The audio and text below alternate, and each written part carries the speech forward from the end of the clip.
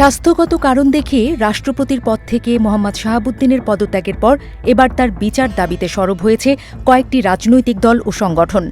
ইতিমধ্যেই জুলাই গণ-অভ্যুত্থানে মানবতাবিরোধী অপরাধের অভিযোগে সাবেক দুই রাষ্ট্রপতি মোহাম্মদ শাহাবুদ্দিন ও আব্দুল হামিদের বিরুদ্ধে আন্তর্জাতিক অপরাধ ট্রাইব্যুনালে অভিযোগও জমা পড়েছে।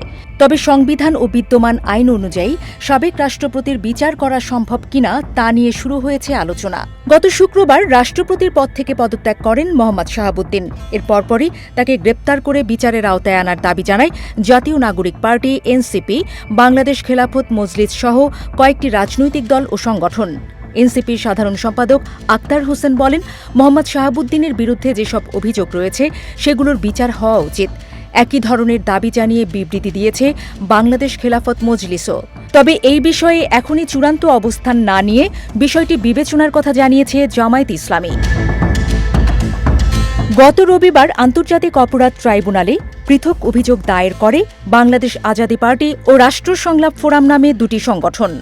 তাদের অভিযোগ, জুলাই গণ-অভ্যুত্থানের সময় সংঘটিত মানবতাবিরোধী অপরাধের ঘটনায় সাবেক রাষ্ট্রপতি মোহাম্মদ শাহাবুদ্দিন ও আব্দুল হামিদের ভূমিকা তদন্ত করা উচিত। এদিকে সরকারের পক্ষ থেকে এই বিষয়ে সতর্ক অবস্থান নেওয়া হয়েছে। রবিবার স্বরাষ্ট্রমন্ত্রী সালাউদ্দিন আহমদ বলেন, সাবেক রাষ্ট্রপতির বিরুদ্ধে যেসব অভিযোগ তোলা হয়েছে সেগুলো সরকার আমলে নেয়ার মতো কিছু খুঁজে পায়নি। তিনি বলেন, দায়িত্ব পালনকালে রাষ্ট্রপতি সাংবিধানিক বিধান অনুযায়ী দায়িত্ব পালন করেছে। সংবিধান অনুযায়ী তিনি দায়মুক্তি ও আইনি সুরক্ষা ভোগ করেন।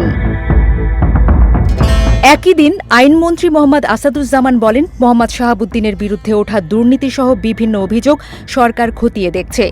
জনদাবিকে গুরুত্ব দেয়া হবে, তবে কাউকে অন্যায়ভাবে হয়রানি করাও হবে না। সবকিছু যাচাই বাছাই করে আইন অনুযায়ী প্রয়োজনীয় সিদ্ধান্ত নেওয়া হবে বলে জানান তিনি। সংবিধান বিশেষজ্ঞদের মতে সংবিধানের ৫১ অনুচ্ছেদ রাষ্ট্রপতিকে দুটি গুরুত্বপূর্ণ সুরক্ষা দিয়েছে। দায়িত্ব পালনকালে রাষ্ট্রপতির সরকারি সিদ্ধান্ত বা কর্মকাণ্ডের জন্য তাকে আদালতে জবাবদিহির মুখোমুখি করা যায় না। একই সঙ্গে দায়িত্ব থাকা অবস্থায় তার বিরুদ্ধে ফৌজদারি মামলা করা বা গ্রেপ্তার করাও সম্ভব নয়। তবে দায়িত্ব গ্রহণের আগে বা দায়িত্ব ছাড়ার পর যদি তিনি কোনো পৃথক ফৌজদারি অপরাধে জড়িত থাকেন এবং তার সুনির্দিষ্ট প্রমাণ থাকে, সেক্ষেত্রে আইনগত ব্যবস্থা নেয়ার সুযোগ থাকতে পারে বলে মত দিয়েছেন আইনজীবীরা।